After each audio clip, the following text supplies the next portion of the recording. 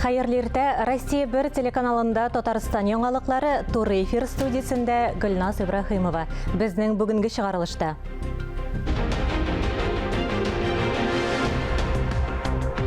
Коръән игелеккә илтә. Түбән Камада иң яхшы Коръән укучы балаларны яшыкладылар. Якташлар якынайды.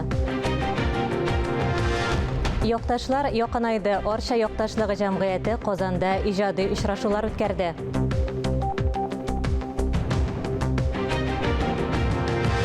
Тукай һәм яз Каюм Насыр музейында рәссам Рушан Шәмсетдиновның күргәзмәсе ачылды.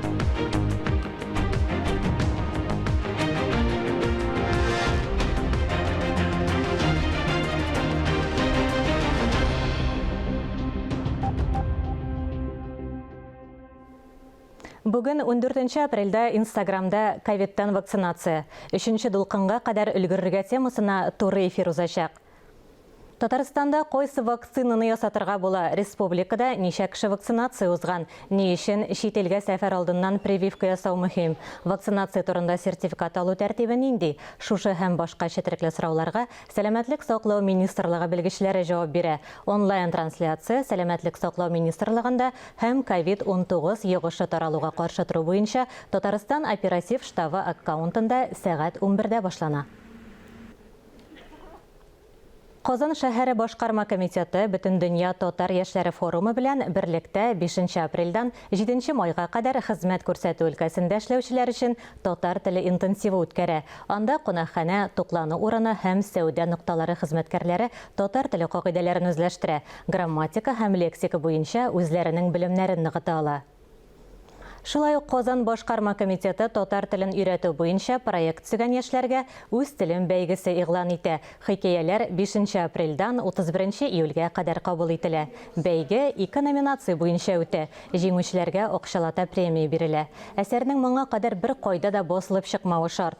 Конкурска килгән эшләрне тикшергәндә жюри әгъзаларының игътибар үзәгендә Казан шәһәре үзләрен башкалы кешесе итеп тоючылар, шәһәр тормышын сурәтләгән тарихлар, аңа бәйле вакыйгалар булыр дип көтелә. Париж, Нью-Йорк, Токио кебек зур шәһәрләр турында без сәнгать әсәрләре аша беләбез. Шул максаттан үзебезнең замандагы Казан образын тудырасы килде дип искәртә оештыручылар. Менә барыбер татар телле кешеләр үзебезчә бер атмосферада яшибез. Безгә барысы да билгеле кебек. Ләкин чынбарлыкта Казанда татар теле турында аңламаган һәм чыннан да белмәгән шул кадәр күп кеше бар. Һәм аларга менә чыннан да татар теле кызыкмы соң ул? Менә нәрсә бар татар телендә кызык иттереп? Менә шундый сораулары бар, шулай бит. Һәм без шуңа күрә тел материалында, әдәбият материалында, гомумән татар мәдәниятенә багышланган бик тә кызыклы әйберләрне менә туплап, нәкъ менә тәкъдим итәчәкбез дә. Казан турында ничектер китаплар юк кебек, риваятлар бар, легендалар бар, ләкин бүгенге Казан нинди ул? Бүгенге Казан менә безнең өчен, безнең Казанда яшәүчеләр өчен ул нәрсә ул? Ничектер аның символын, образын тудырасы килде һәм шуңа да конкурс игълан итәргә булдык. Ул 2 телдә булачак, татар һәм рус телләрендә, башка милләтләрдә бирә ала. Казанны мәңгеләштерүче бер туристлар өчен дә кызыклы итүче бер бәйге катнашырлар дип уйлыйм. Әгәр дә менә миңа да шундый мөмкинлек дисә, мин үзем катнашыр идем бик теләп. Буа шәһәрендәге Мулла Нур Вахитов исемендәге гимназиядә галәм киңлекләрен үзләштерүгә үз өлешен керткән якташлары очучы космонавт сынаучы Марс Рафиковны искә алдылар. Тулырак мәгълүмат киләсе сюжетта. Марс Рафиков совет хәрби очучысы, космонавт сынаучы. Аны Буада мәктәп укучылары да белә. Аның әнисе тумышы белән Буа районының Исәк авылыннан. Марс Рафиков беренче космик очышны әзерләүдә һәм тормышка ашыруда катнаша. Моңа үз өлешен кертә.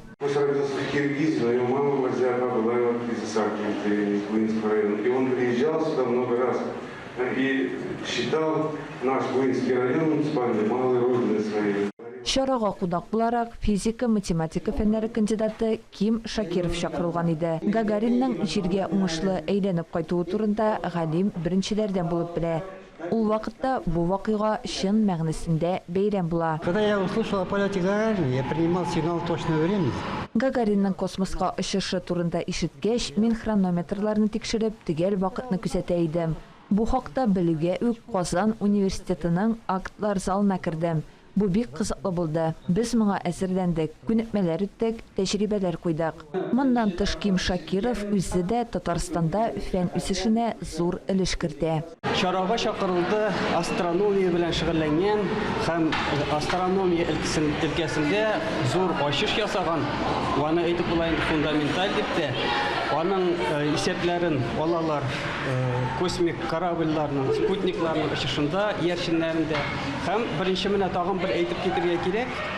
Беренче татар галимнәре арасыннан ул кертә яңа термин, элек инде юлдаш дип йөртелгән була, җирнең юлдаш дип йөртелә, җирнең юлдашы дип. Ул инде менә бу иң беренче яшьлек елларында аспирантурада эшләгәндә яңа термин кертә,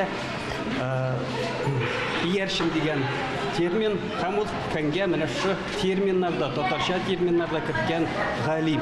Чарада Буа районы мәктәпләренең физика укытучылары һәм укучылар катнашты. Бәйрәм туган телләр һәм халыклар бердәмлеге елына багышланган иде. Гимназия үзенең традицияләре белән бай.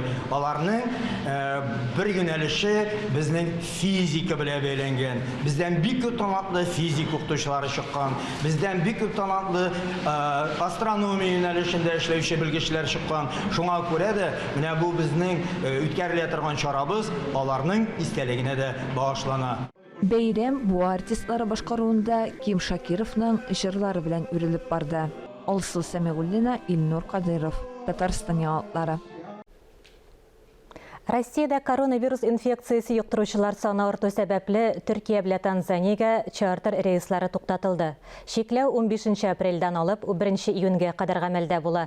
Коронавируска каршы көрәш буенча оператив штаб шундый карарга килгән. Берничә атна дәвамында Төркиядә ковид инфекциясе белән авыру очраклары арта бара.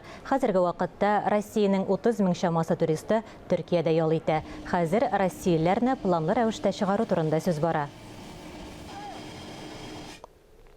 Республика яман шиш авырулары үзәгендә табиблар өчен яңа акция башлап җибәрделәр. Ковидка каршы вакцина ясаткан табибларга һәм медицина хезмәткәрләренә махсус күкрәк билгеләре тапшырыла. Үзәктә эшләүче персоналның 80%-тан артыгы прививка ясаткан инде. Хәзер республикада 100 меңнән артык яман шиш белән авыручы исәпләнә. Авыруны кичереп, диспансерда күзәтүдә торучылар ковид йогышына каршы прививка ясата ала. Шулай ук ярдәмче терапия курсларын үткән кешеләргә дә вакцина ясау өчен шикләүләр юк. Ә дәвалау этабындагы пациентларга 3 айдан соң прививкага килергә рөхсәт бирелә. Яман шиш белән авыручыларның туганнарына да беренче чиратта вакцина узарга кирәк. Григорий Эйдиновның иҗаты Татарстан сынлы сәнгатенең саллы һәм аерылгысыз өлешен тәшкил итә. Әйдәп баручы рәссам Татарстан сәнгате үсешенә керткән өлеше өчен республикабызның Габдулла Тукай премиясенә тәкъдим ителде. Шушы көннәрдә авторның шәхси күргәзмәсе уза.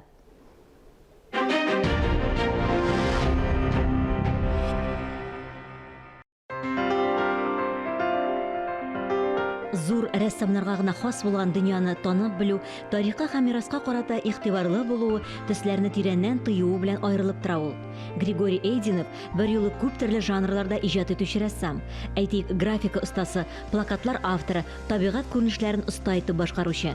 Татар язучылары Абдулла Алиш, Зыя Мансур әсәрләренең татар әкиятләр дөньясы китап серияләренең сәнгать авторы. Получилось так, что я больше 20 лет проработал в татарском книжном издательстве. 20 елдан артык Татарстан китап нәшриятында эшләргә туры килде. Әкият китапларын бизәү бер яктан күңелле һәм кызык булса, икенчедән халыкның тарихын, гореф-гадәтләре, кием бизәкләрен, эчкәлекләрен тирәнтен белүне сорый. Но, несмотря на вот эту легкость, она требует очень большого, подхода, что ли. Григорий Эйдинов республикабызның мөһим сәнгать чараларының бизәлеше, Кубрат хан хәзинәләре, Алтын Урда, Татарстан музейлары җәүһәрләре, Дуслык һәм Татарстан Республикасы алдындагы казанышлары өчен орденнарының геральдик эскизлары авторы да. Мин яхут дип әйтәм. Мин яхут, без яхутлар турында беләбез инде, без яратабыз, алар интеллектуаллар. Ләкин бу әле бүтәннәрдән аермалы буларак бик эшчән кеше. Бик эшчән бу әле безнең татарлардан шундый эшчәнлекне алган идеме. Аның остаханәсендә дә гөлләр чәчәк атып утыра. суганнар үсә. Яшел бер ни оранжерия кебек стаханасы, минем исем китә аңа. Анда шул аңа бер музыка гына җитмәс әйтергә мөмкин. Әле флейта да уйнаса, но аның әсәрләре шул флейта яңгырау кебек инде. Симфония кебек кайсы вакытта менә бу нефть сериясе. Татарстан нефтчеләренә багышланган серия күргәзмәнең төп урынын алып торучы рәсемнәр. Республикабызның тарихы белән тирән кызыксынуы рәссамның әлеге эшләрендә дә ачык чагылыш таба. Григорий Эйдинов аларны беренче нефтчеләрнең истәлекләре белән баетып, оста һәм урынлы рәвештә картиналарына урнаштыра алган.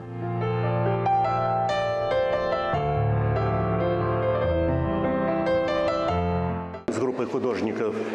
Бу серия очраклы килеп чыкты дисәм дә була. Бер төркем рәссамнарны Әлмәткә очрашуга чакырганнар иде. Беренче нефтчеләрнең истәлекләре, кар бураннарда вахт тотурулары, янәшәдәгенә бүреләрнең улаулары күңелемә аеруча кирип калды. Биредә мин Татарстанда нефть табылуның беренче көннәрен чагылдырдым. Камера музыкасы дип исемләнгән циклның 3нче концерты узды. Нәҗип Җиһановның тууына 110 ел тулы уңайыннан аерым игътибарга лаек булган квартет «Адур» әсәр яңгырады. Әлеге әсәр 1935 елда Петр Ильич Чайковский исемендәге Мәскәү консерваториясе каршындагы музыка техникумында укыган вакытында ук иҗат ителә. Бу аның диплом эше була. Әлеге чара уникаль булып тора. Монда музыка һәм музей тарихы бергә киләнгән. Инде концерт ул шәхсән минем өчен зур бүләк булды, чөнки бу әсәр күптән инде язылган иде, әле мин консерваториядә укыган вакытта, һәм мин аны бер кашан да менә шундый җанлы килеш бер кашан да ишеткәнем юк иде, һәм минем өчен бу икеләтәй премьера булды. Шулай менә мин яшь килеш язган идем үз квартетымда, һәм ишеттем аны беренче тапкыр. Менә шулай Жиганов диплом эшен ишеттем һәм шаккаттым. Минем өчен бу чынлап та бик зур бәйрәм булды бүген. Нәрсә ул кыллы квартет? Ул 4 акыллы, зирекле кешенең сөйләшү. Менә без шуның бүген шаһитлары булдык дип уйлыйм. Түбән Камада иң яхшы Коръән укучыны ачыкладылар. Бәйге балалар арасында узды. 63 малай һәм 40тан артык кыз изге китап сүрәтләрен яттан һәм дөрес итеп уку буенча көч сынашты. Аларның чыгышларын бәяләргә Казаннан тәҗрибәле белгечләр килде. Тулырак алдагы материалда. Хәмзә Әглиуллинга 6 яшь изге китапны теле ачылуга ук өйрәнә башлаган. Бүген үзенең белемен Коръән уку бәйгесендә сынап карарга була. Конкурс Түбән Кама үзәк мәчетендә уза. Анда 63 малай сүрәләрне яттан һәм дөрес итеп уку буенча көч сынаша.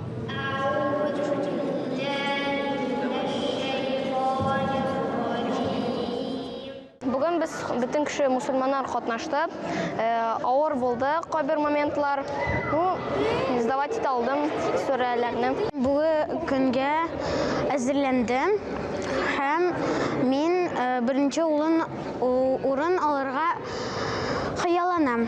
Бәйге төрле яшь категориясе буенча уза. Иң кечкенә катнашучыга 3 яшь булса, иң олысына 15. Кызлар арасында конкурс Ихлас үзәгендә оештырыла. Изге китапны әһәңле, дөрес итеп укырга 40тан артык яшь мөслимә теләк белдерә. Аларның чыгышларын тәҗрибәле белгечләр бәйли. Без бәйгене 7 юнәлештә үткәрдек. 7 юнәлештә үтте ул. Аерым кечкенәләр өчен, аерым зурраклар өчен. Һәм дә инде безнең кунакларыбыз да булды.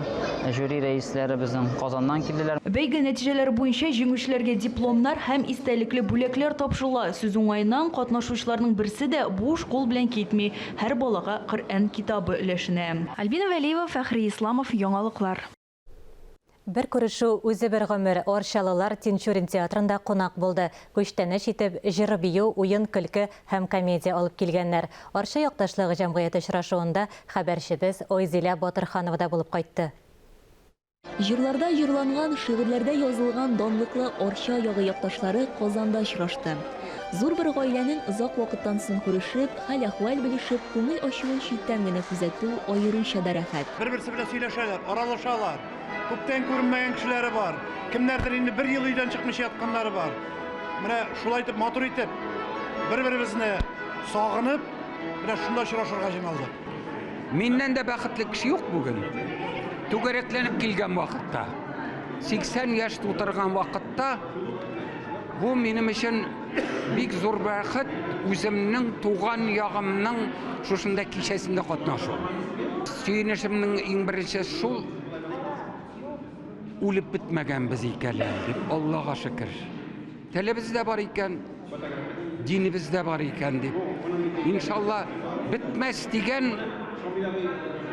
өмет белән яшим мин.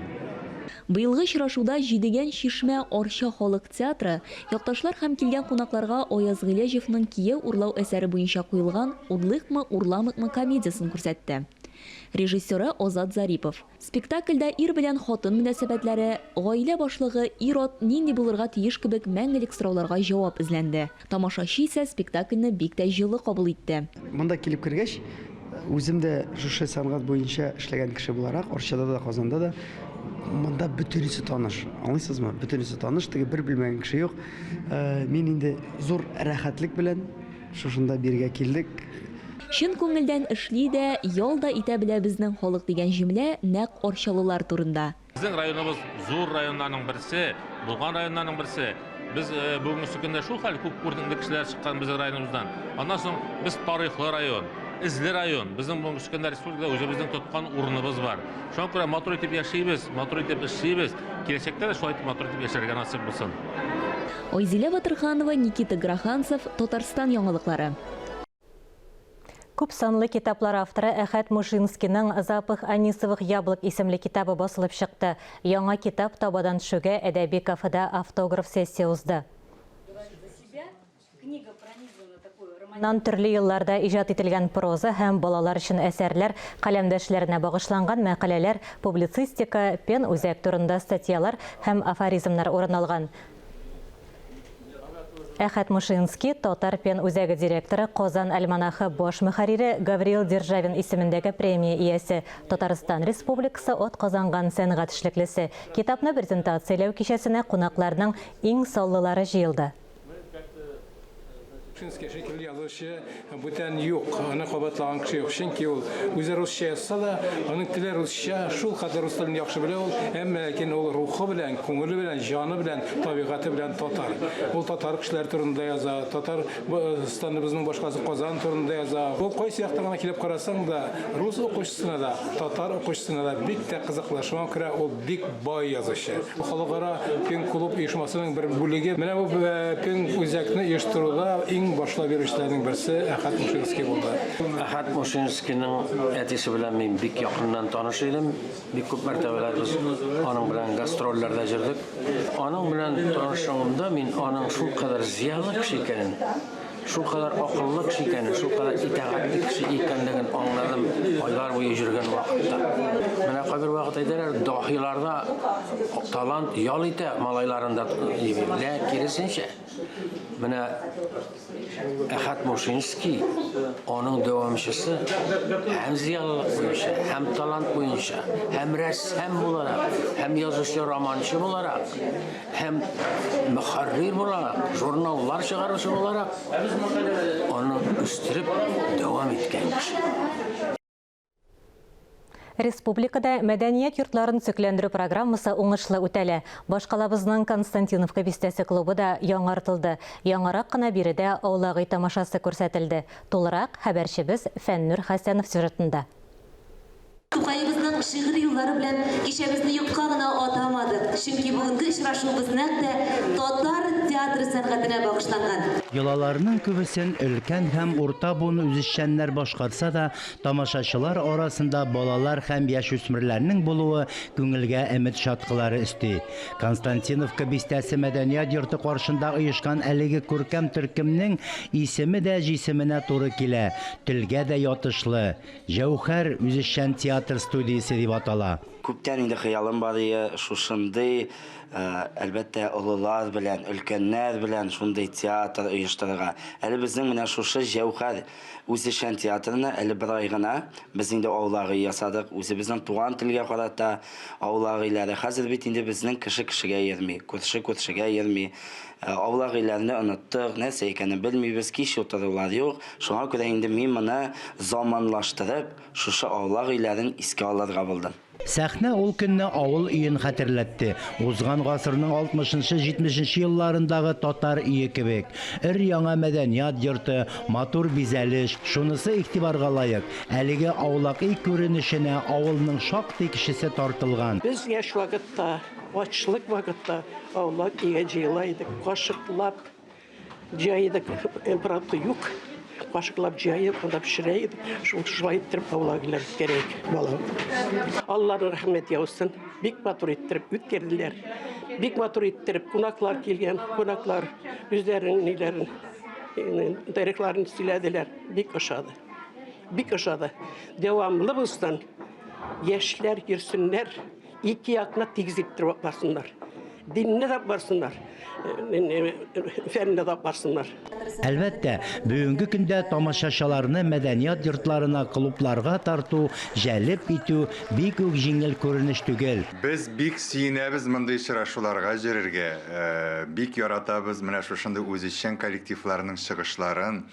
Иң мөһиме бит аларның чыгыш түгел, менә шул чыгыштан соң бергәләшеп, утырып, очрашып, сөйләшеп, фикерләшү. Бу бина 2 ел элек ачылган. Чынлап та искиткеч матур, бинабыз төзек, якты, матур итеп эшләнгән.